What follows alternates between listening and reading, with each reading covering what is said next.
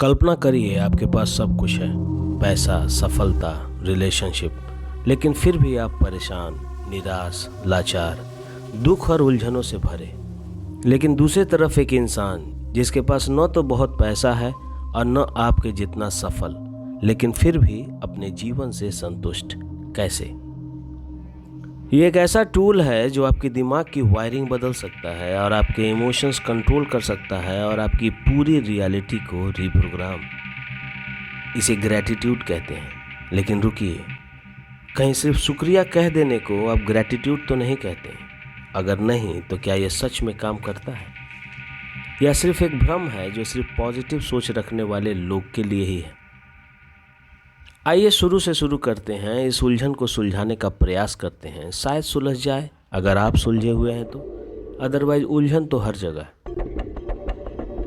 एक interesting experiment को देखिए। न्यूरोसाइंटिस्ट ने यह पाया कि जब भी कोई इंसान ग्रैटिट्यूड फील करता है तो उसके दिमाग में डोपामिन और सेरोटोनिन सर्ज होता है, और यह दोनों न्यूरोट्रांसमीटर्स हैप्पीनेस और सेटिस्फैक्शंस के लिए डायरेक्टली रिस्पॉन्सिबल होते हैं।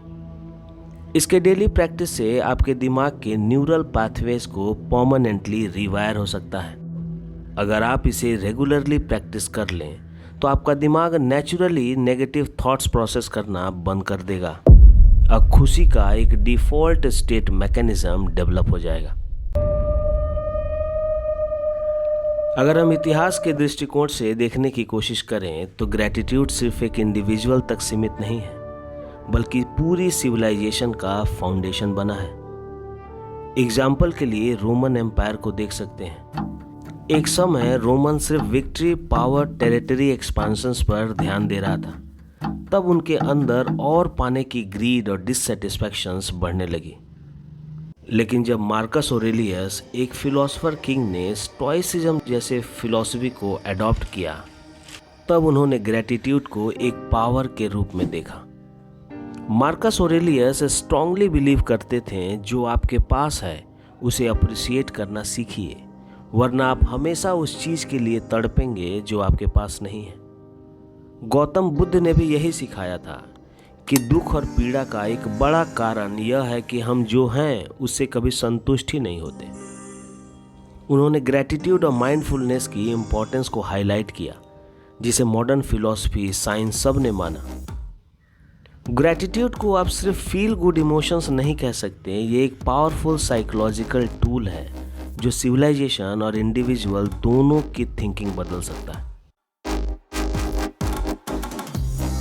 लेकिन जैसे सिक्के के दो पहलू होते हैं, उसी तरह ग्रैटिट्यूड का गलत इस्तेमाल भी किया जा सकता है, और ज़्यादातर लोग करते भी हैं। लोग अपने ईगो, घमंड को सहलाने के लिए एक टूल की तरह यूज करते हैं।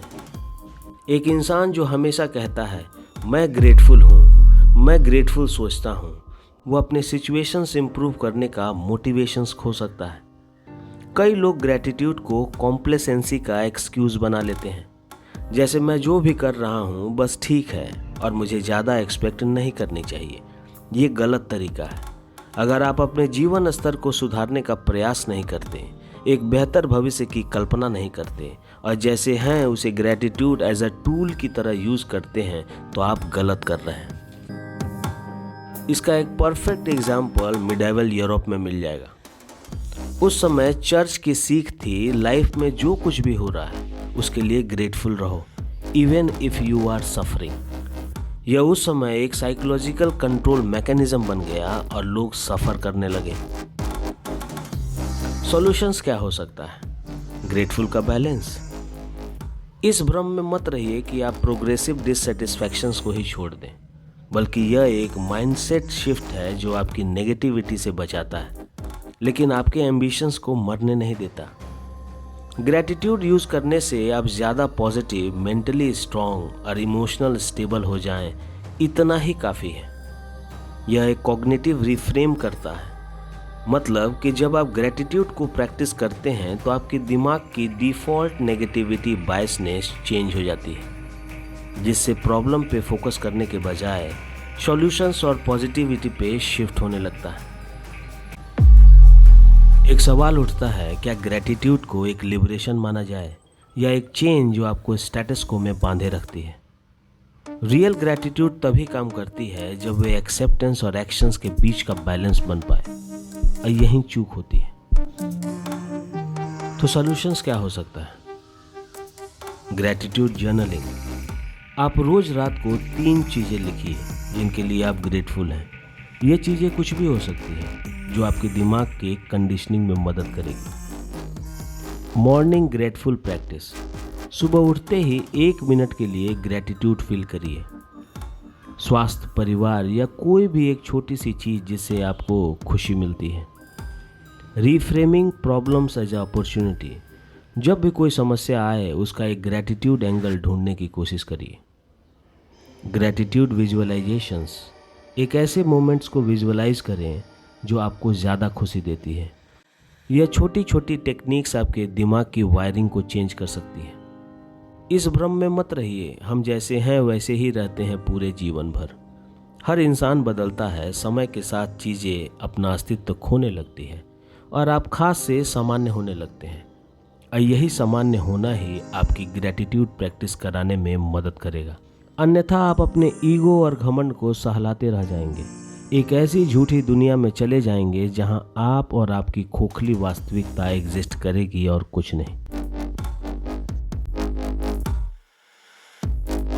खुद से झूठ मत बोलिए, आप जैसे हैं वैसे स्वीकार करिए। ग्रैटिट्यूड हर प्रॉब्लम का सॉल्यूशंस तो नहीं बन सकता, पर हर समस्या का बीच का प्रकाश जरूर बनाया जा सकता है। आखिर में एक सवाल, आप ग्रैटिट्यूड को कैसे यूज करने वाले हैं? कमेंट में ज़रूर बताइए।